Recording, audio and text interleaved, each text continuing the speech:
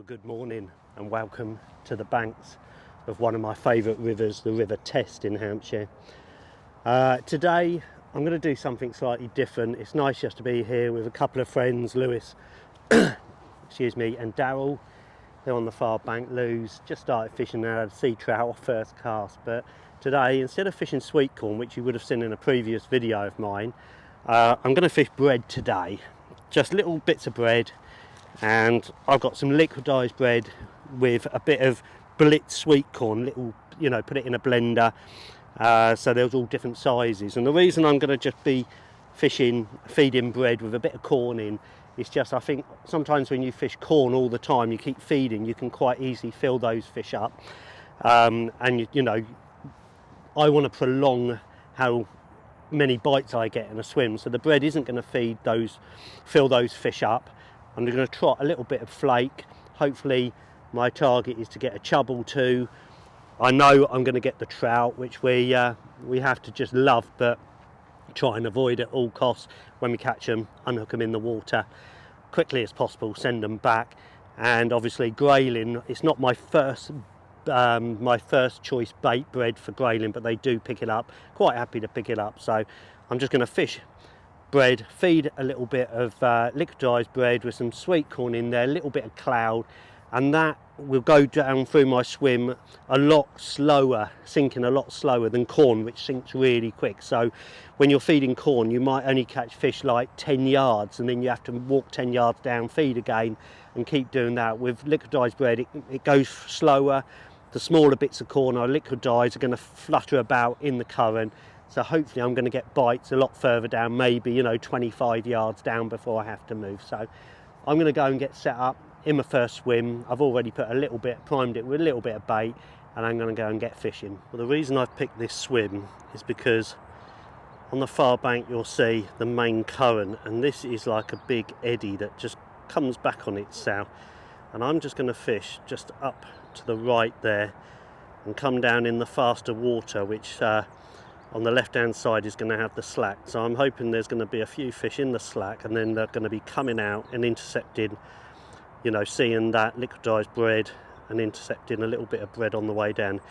It's a swim I've caught chub before in, not many. I had a big roach bream hybrid here that got me legs going a bit to jelly. There's always trout in here, but hopefully I'm going to get a chub. I'm into my first fish. I'm not sure what it is. It feels like a grayling.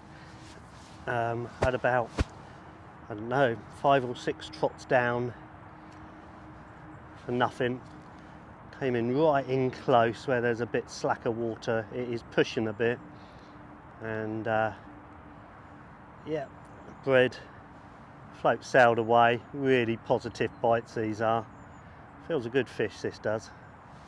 1 minute only feels a small fish, and then all of a sudden so now I'm beginning to think it might be not what I'm after. It might actually be, oh no, it's a big grayling. Big grayling. Well, big for down here. It's probably not far off £2. If could well be a 2-pounder actually. So great way to start. Come on, you. They do fight in this flow. And there we go. Cracking grayling. 5 or 6 trots down with bread, feeding a little bit of liquidised, a bit of corn, and it doesn't take long if the fish are here. Well, there you have it. 5 trots down, and it didn't take long. They are really difficult to handle, grayling, but there you have it. I'm not going to weigh this one. It's probably £1.10, I would say. Lovely way to start the day. Trotting down with the centre pin, the Dave Harrell #1 alloy, bit of bread, feeding the liquidised, and bang, cracking grayling off the River Test. What you'll find with grayling is after you've caught them, especially kind of fish over £1.6, they take a lot of time to recover. So just leave them in the landing net, facing upstream, and carry on fishing, because what will happen is you'll be fishing away, you hear a load of splashing, and then should be ready to go back. Fish has been in the net for 3 or 4 minutes, and as you can see, she's ready to go.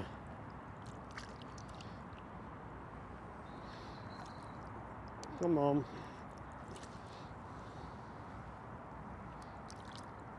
Into another fish. Again, I think this is not what I really want. Oh, keep that rod low in a minute because we have a swan on its way. Fantastic. I'm hoping you get that on video. So yeah, it's taken a bit of time. I've moved down only about 10 yards just to the start of this pool on my left. I haven't gone in the pool at the moment because I just want to see if I can get, yeah, that's a trout coming up in the water like that. If they're up in the water, just lower the rod down. If you keep the rod high, it keeps them splashing and it ruins your swim. So I always say, if they're splashing, one, you're giving them too much pressure, and two, just get that rod down, and that'll just make them stick their head down in the flow, and then just ease them back slowly. But I don't think we give, you know, we all come down here for the grayling and the chub, the grayling really, and although the trout, the out of season trout, are byproducts, they are absolutely beautiful fish. They pull your arm off, and I don't think we give them enough credit. I just love catching fish nowadays, so for me it's all about getting as many bites as I can do,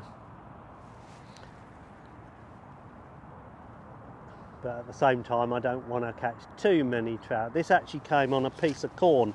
I've been fishing bread and feeding a bit of liquidised corn, and I just thought, you know what, God, this just, in this flow, it is incredible how they just hold station and you can't move them.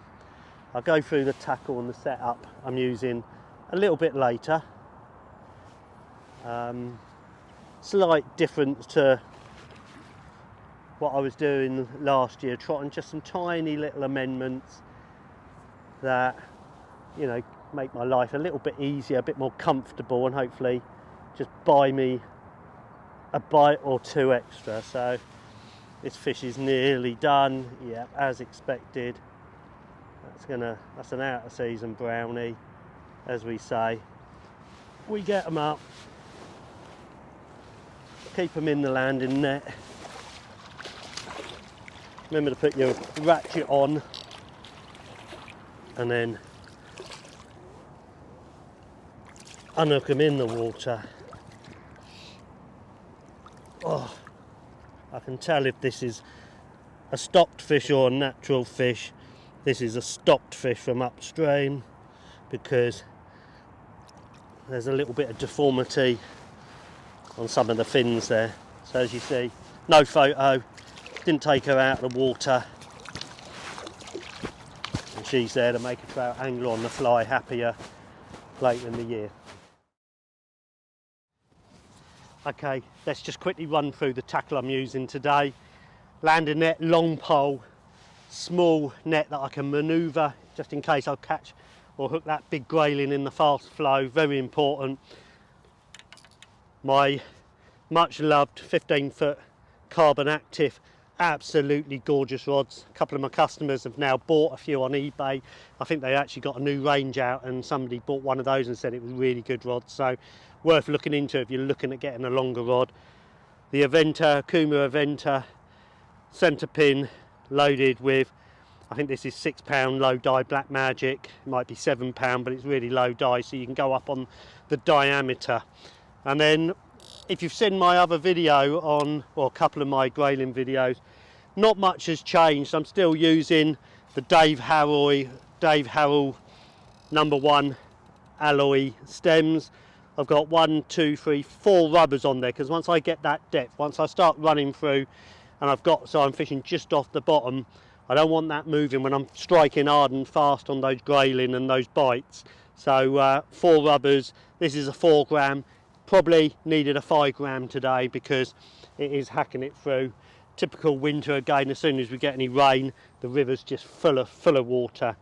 The little changes I've made to my last video was, although I'm still using an Olivet, this is a 4 gram float and a 4 gram Olivet. What I would say with the alloy stems is they probably take 4 grams and a little bit more. That's probably so you can put a couple of dropper shots on to cock those nicely.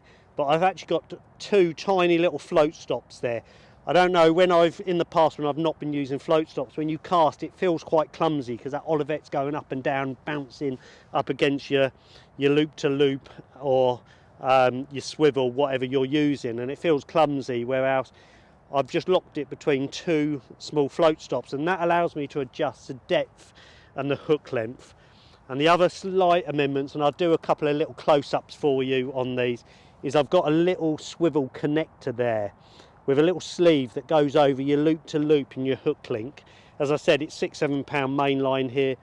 I've got a 4 pound fluorocarbon hook link, and that loop to loop I just feel is a little bit more secure than tying a sort of 7-turn blood knot on a very small swivel.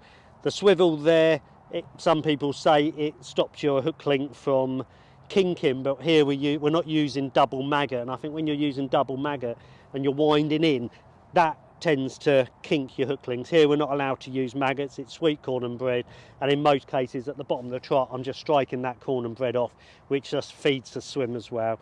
One little dropper shot.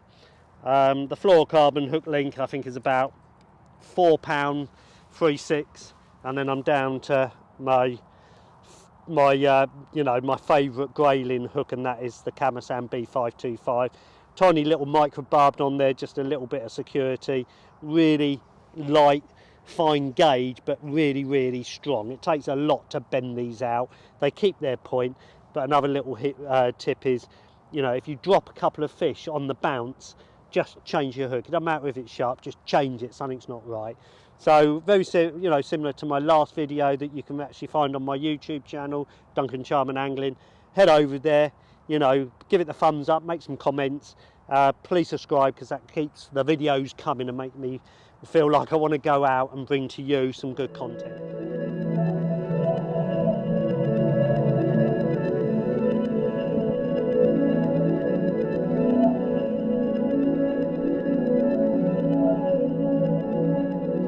Just lost a grayling and a trout, so that hook has to come off.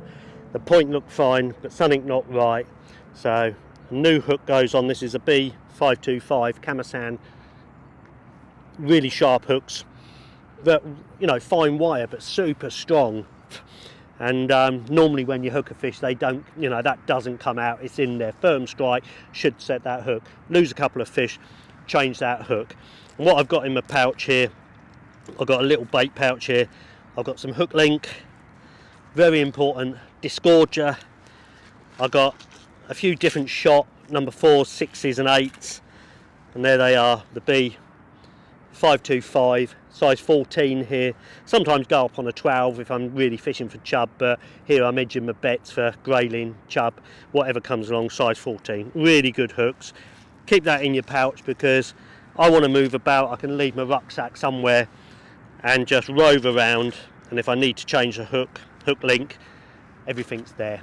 And another piece of kit is one of these. Make sure you've got a cap, block out that sun, reflection on the water, and you'll be good to go. I've just changed that hook, straight back in this swim, just a little pinch of liquidised bread and wallop.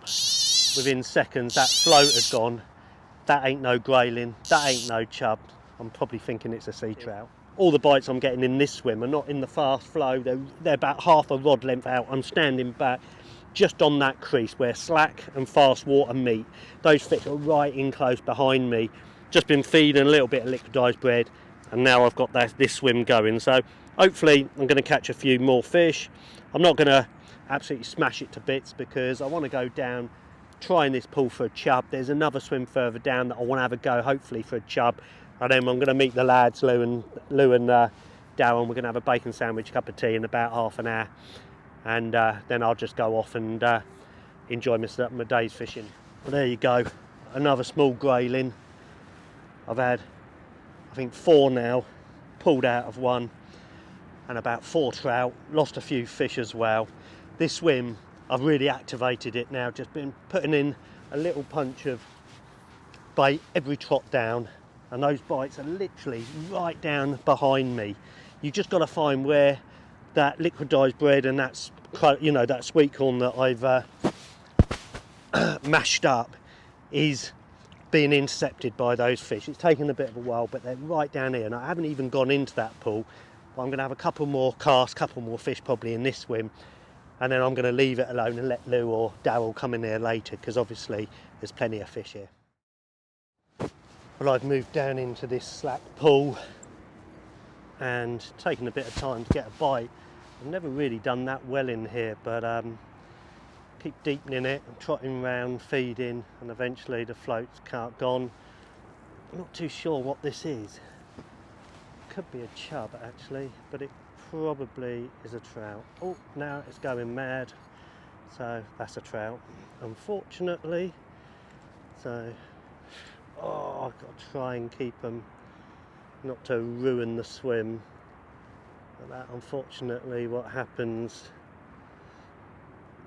Oh, is that a big?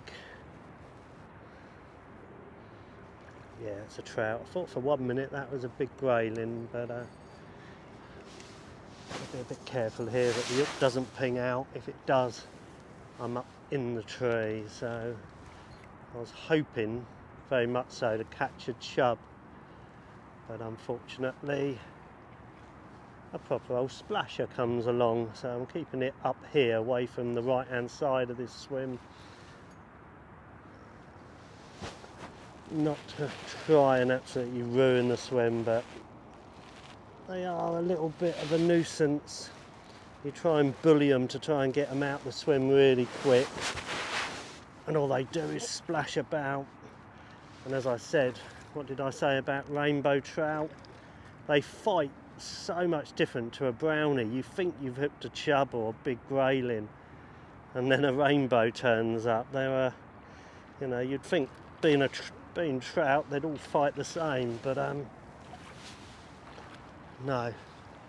You think you've got a big grayling, and a rainbow turns up. Again, unhook them in the water, hooked right at the top of the lip. It, ratchet on, hook on one of the eye seats, and back she goes the other way. Yeah, I've got a couple of, a few hours to go. Fishing's not been easy. You kind of feed, get nothing, and even in some of these swims I know it contains fish, and then all of a sudden you get 6, 7, 8 bites on the trot, and then they're gone. And that seems to be the kind of like pattern of today. Where I found fish before, they're a lot closer in, probably trying to get out the flow. We did have some rain. This was mega flooded out about 4 days ago, but it's dropped nicely. The colour's gone out of it. I still feel we've got quite a few more fish to catch. 2 hours to go. Generally when you come to a river and it's in really good condition, you'll go up the river, you go in your swims, you catch lots of fish, and then the afternoon is harder. But I found this year the actual conditions have just turned that completely around, and tough in the morning, and then as the day goes on and progresses, the river comes to life. It's as if the fish are thinking, oh, we've got a couple of hours before darkness, let's have a munch, and the fishing just improves. So we've got a couple of hours at least to go, and I'm hoping to hopefully try and catch a 2-pound grayling. Come close so far, lots of trout today, so fingers crossed that a big 2-pound grayling or 2-pound plus grayling will come to either me, Mr. Deeks, Lewis, or Darryl. I'm sure one of us will have one. It's coming towards the end of the day, and it's not been easy, I've got to say. Quite a few trout, handful of grayling. I think I've had 6 now. Most of them are good fish. I wouldn't say I've had a 2, but they're getting on for £2. Probably £1.12, £1.10, as you can see. Really, really difficult to hold, but about £12, £1.10, not the £2-pounder, but Lewis has had a 2-3 today, bless him. So fishing the bread, I have tried corn. That fish there was on corn, so it's been some slightly different. To be perfectly honest, I'm on a 5 gram float, should have had a 6 gram on.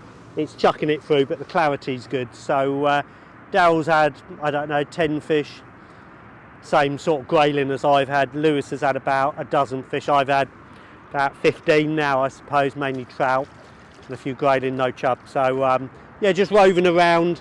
These guys, you know, I must admit they've been in some of the more productive swims, but I've just enjoyed trying some new swims. This one's ready to go, as you can probably hear, so always rest them, especially anything over sort of a pound, pound and a quarter pound. Make sure their heads are upstream in the current, and you can just carry on fishing, and before you know it, you hear a load of splashing and you just put them back. So yeah, difficult day, but really enjoyable day. I've got a couple of hours to go. It's coming up for 2 o'clock. We're going to knock it on the head and be out the gate by 4. So yeah, it's just nice to be down here trotting, doing something different about my pike fishing. When you're watching the actual channel, don't forget to hit that subscribe button. Hope you enjoy these, and yeah, it won't be long before the next pike video is up for you to view. Well, I've just hooked a good fish, and sometimes it's a good idea just to let the fish go right the way out the back of the swim where you're getting the bites. Follow the fish down and then land it well away from where you're feeding and getting bites. This feels like a trout, one of many. Grayling are quite few and far to come by today. I've tried for a chub in a couple of swims and no luck, just trout and the odd grayling. So at the moment, you know, just keep moving around, getting as many bites as you can. And as I say, if you hook a decent fish like this, good idea, take them out the swim and land them a few yards. It's just gonna not spook the other fish in the swim, hopefully, and you'll be able to get, you know, 3 or 4 more fish doing that than you would do if you start splashing them about right in front of where you're feeding and getting bites. So I like to keep my rod tip nice and low, and you'll just feel those fish just start to swim upstream. When they rattle their heads, bang bang, you know they're going to like take a bit of line off you, so be prepared for that. I struggle to unhook this one in the water, but I'll do my best to do it as quick as I can and get it back.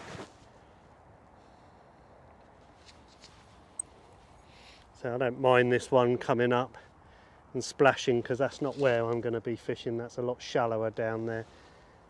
Sometimes getting the fish close into the bank, out of the flow, just means you'll be able to land them a little bit quicker. So now I don't mind if it splashes too much. I'm away from where I've been feeding.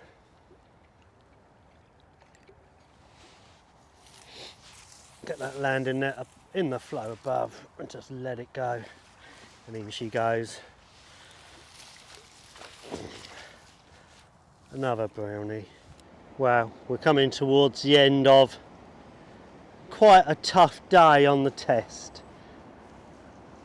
The fishing hasn't really improved. I think I've had about 18 fish, grayling up to £1.75, a sea trout, a rainbow trout, and a few brownies. And the other lads have done well. Lewis has had about 20 fish. Biggest grayling was about 2-3, I think he weighed it. Daryl's had a good dozen plus fish, and we've all done our own thing, which has been nice. But I've got to say, I'm a bit peed, because I'm going home with, might sound strange, more equipment than I came with, but less. So let me explain. 2 weeks ago when I was here, I cooked a bacon sandwich down the road in the lay-by on my little Coleman stove, and because it was hot and it was out the back of the car, I had to get it cooled down. I laid it on the bank in the grass, and then it was only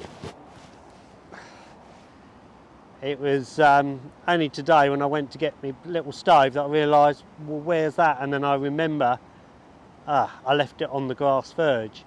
Anyway, driving this morning, I stopped in the lay-by, looked on the grass, there it was. I actually bought a new one yesterday, so I've now got two, because the old one, I just sparked it up and off it went. It just shows you how good the old Coleman's little burners were. But then today, unfortunately, I'm going home without a landing net pole and handle, because there I was fishing away, landing net to the side. Can't remember what I was doing, the landing net was out of sight, and then Lou called to me and told me that, asked me what it was, great big pole going down the actual weir pool, and it was my landing net, and it's now stuck in the middle of the weir pool. So yeah, I mean, I gained something and I've lost something. Lovely day though on the test, trotting with the pin, fishing bread this morning and corn this afternoon. Can't say there was much in it really. I was hoping to get a chub, but they didn't show. You know, as I said, it's a tough day. So sun is setting, the lads are still fishing. We're going to call it a day in probably about an hour. So hope you enjoyed it. Keep watching the channel, keep giving me the comments, thumbs up, subscribe please, and it won't be long before the next video turns up for you to view.